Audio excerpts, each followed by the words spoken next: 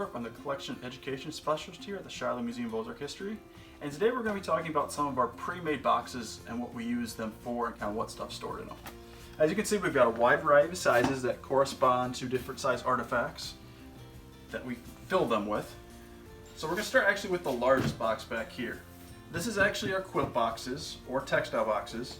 So what we will do is in here we will actually have quilts stored, and Carol Arena, our Assistant Director and Collections Manager, and I, or some of our volunteers, after we catalog a quilt, label it, when it's ready for storage, we'll actually fold it in a specific way, and we'll actually use acid-free tissue paper, and we'll use those, we kind of call them hot dogs, because they're nice and long, and what that'll do is we put them on the folds as we fold the quilt to help reduce any kind of crease marks that we'll make in the quilts as we store them for long-term storage.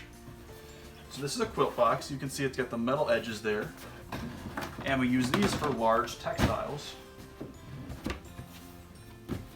and other things that need the larger boxes. Next up, we've got a little bit smaller box here.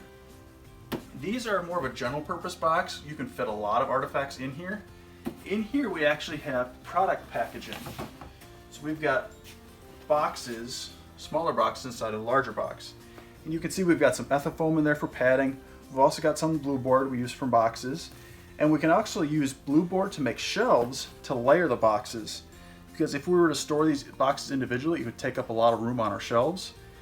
And being a museum, we have a lot of stuff, and we need to optimize the storage so we can make sure we have everything stored properly. Also, what you can see on the front here is actually got a box number. So as we store an artifact in the box, what we'll do is we'll update our database to say which box it's in, so then we can find it when we want to go looking for it for exhibits, research, or other things, artifact of the month. So it's easy for us to find that specific artifact when we want to use it for something. Next, we're going to get into slightly smaller boxes. Most of these boxes here you can see have the metal edges. This one here actually folds up from the side. We actually put a couple pieces of Velcro there to help keep it closed. And in here we've kind of modified the box to fit our needs. This is one of our button boxes. So you can see we have trays or slots in there of blue board that we then stick buttons through or pins, and we can kind of have them hanging. So it really allows us to have a lot more in that space instead of laying them individually on their side, or excuse me, on their top or bottoms and layer them going up. This allows us to get a lot more in here, and we can simply pull out a tray when we want to find a button and pull it off there. And we also have the trays numbered, files. So for this location it would be button box 3, and then you would go to the file 6 or whichever file it was to find that specific button or pin that you want to use for an exhibit or for some other use. We've got some other boxes here. These boxes are primarily used for documents, but what's nice about these is they come in a couple different sizes.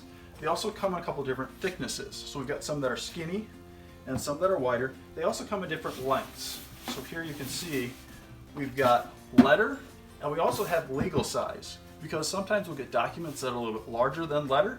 So it's nice to have a legal size box to put those in. This one here is actually from our Mooney Barker family papers from the Pettigrew area. And so what we have in here is we have individual file folders, acid-free, that have letters and other correspondence in here that need the extra room because some of them are legal size. What's nice about these boxes is you can actually, if you have artifacts that kind of fit that style, you don't have to have them sort upright. So this one here actually folds down, and we have a tray in here you can actually pull out, and there's a couple artifacts in here that these artifacts are actually stored flat as opposed to standing up like they are traditionally used for. This one here is actually more of a specialized box. This is a hat box. So depending upon the size of the hat, sometimes you put one hat or more hats in here, and this one actually we modify. You can see the strings here, and what this does is this front here actually drops down to reveal the artifacts. So there's two hats layered in here, and you can see we've actually put a picture of the hats in here so you know which hats are in there. So this one actually has two hats in this box, and this location you see HT.9 or period 9, that's for hanging textiles. So that's an area of the museum that we have a lot of our textiles stored in. So we have different shelf numbers so we can find the textiles. So this is a hat box. So this is a box that's fairly similar to the hat box. It's kind of a document box. It's kind of like a paper box that you would get. But in here we actually have some products from the Pettigrew drugstore that closed several years ago. So what we can do in here is you can see there's different compartments, so there's different layers. So what we can do is we can actually compartmentalize these. I'm actually going to put gloves on quick just in case I touch any glass. And what we can do here is we can actually layer the different